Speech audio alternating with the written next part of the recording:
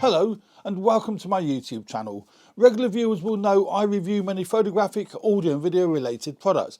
Well, today we're taking hopefully a quick look at a piece of audio equipment. I purchased this some time ago and it's the Saramonic MixMic or MixMic I think it's called, and this is basically it. Now the reason why I've purchased this is kind of one reason only. I have a wide selection of mirrorless cameras for filming video. Now I've got two Nikon Z6s, I've got the Panasonic G9, the GH4, and various other cameras in between those, the Nikon Z50, which I absolutely love.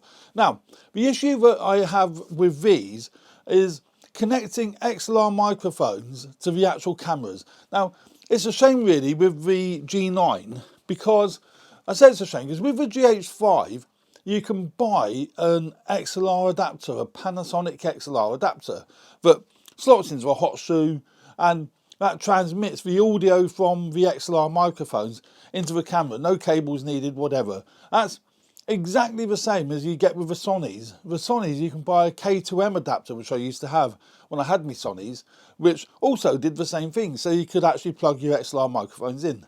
With a G9, it doesn't work with a G9, so there's no alternative.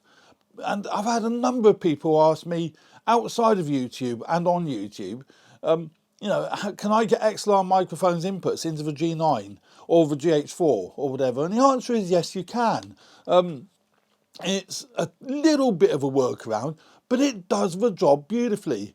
And I don't really think, you know, people should be put off buying a G9. Now with the firmware 2 update, it's got many video features and it's a great video camera, and it really is. So, you know, don't be put off because you can't, purely because you can't plug XLR microphones into it. This adapter here works just the same as the Sony K2M adapter and the Panasonic adapter, apart from one crucial difference. With them two, the signal's transmitted, look, that flops right out. The signal's transmitted straight through to the camera. With this, the signal's transmitted via the 3.5mm mic lead. That's a positive and a negative.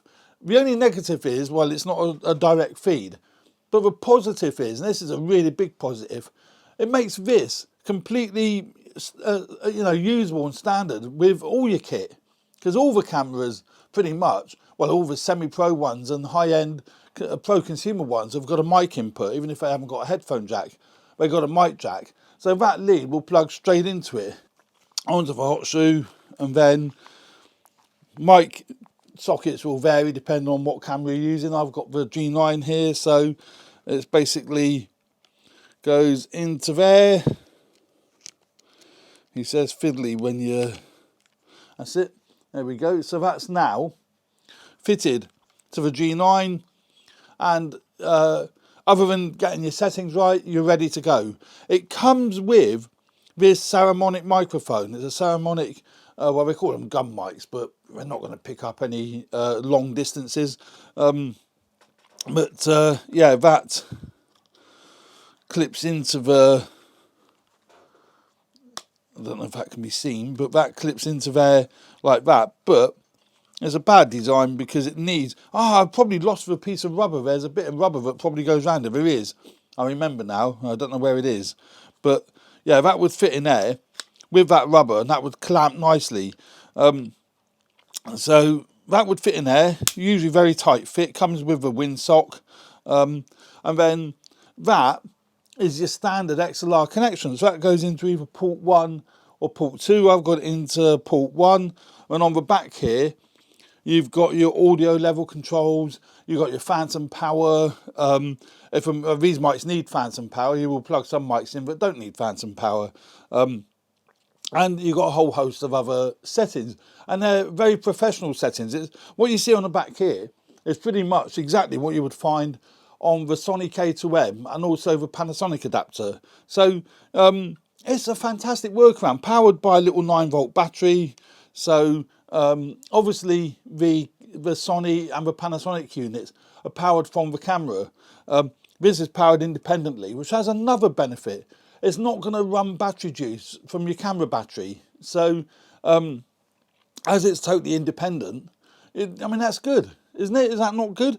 A little 9-volt battery, so you're not going to run battery power off a camera. Then you've got your audio level controls on the back here. Very, very good, very good.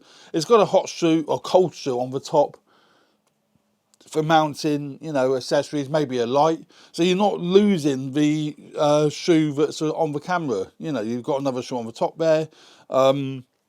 Reasonably well made. You wouldn't want to throw it around too much.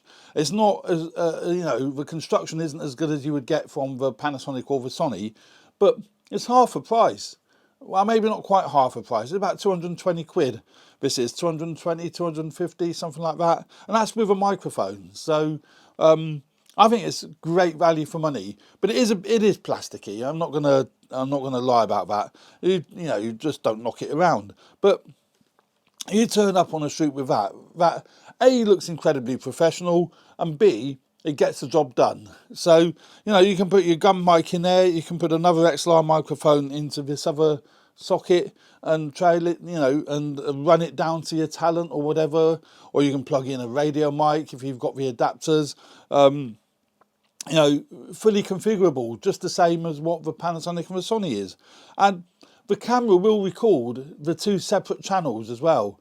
So when you come to do the post-editing, you have got your left and your right channel. So it doesn't mix them. So, you know, yeah, great piece of kit. I don't use it a great deal because I use my Rode Video Mic Go's for what I'm doing, piece of camera. I've got it plugged directly into my Z6.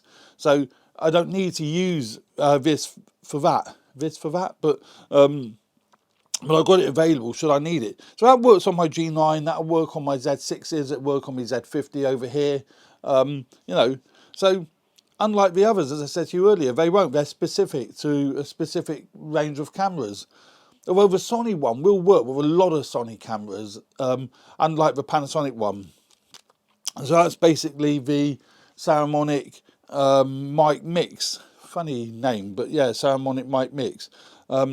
I mean, as I say, you can plug in far more professional mics, such as the Rode. This is the NTG1, which is a great professional microphone.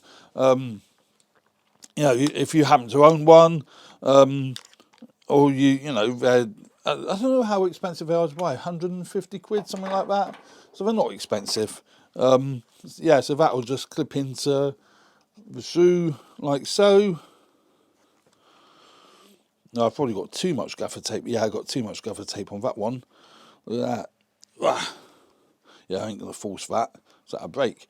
But yeah, you can see I've put quite a bit of gaffer tape on there. But that can plug into there. Again, standard XLR lead straight into 1 or 2. Channel 1 or 2, I've plugged it into channel 2 there. And, you know, adjust your levels on the back here. Set your gain settings.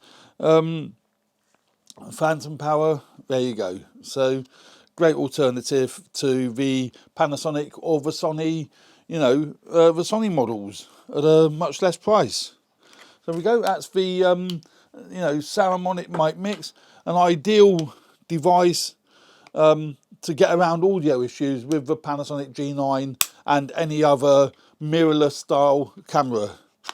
So I hope you found that useful. Thanks for watching. I enjoy making these videos, so if you find this channel useful, please subscribe if you haven't already done so, and hit the like button if you find the content of this video useful. Thanks very much, and you know, stay tuned for more videos relating to video and photography. Thanks again. Bye for now.